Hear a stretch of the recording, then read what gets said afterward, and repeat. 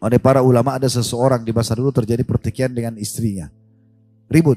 Sampai dia bilang, saya udah tahu ini akan terjadi perceraian. Udah selesai, tidak ada titik temu lagi.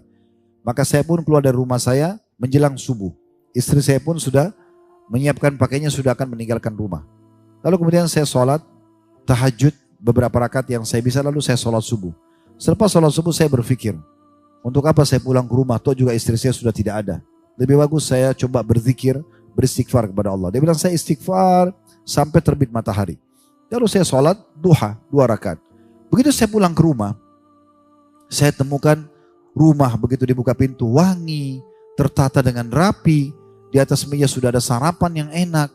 Lalu kemudian istri saya keluar dengan berseri-seri dan menggunakan pakaian terbaiknya. Lalu saya bilang, wahai istriku, bukankah tadi kau sudah niat untuk meninggalkan rumah ini? Dia bilang, saya tidak tahu. Kenapa tadi? Saya sudah niat selepas sholat subuh saya akan tinggalkan rumah dalam kondisi saya emosi. Tapi semenjak subuh tadi, hati saya merasa bersalah. Saya merasa kenapa saya tidak perbaiki rumah tangga ini. Dan seterusnya akhirnya saya merasa kita baikan saja.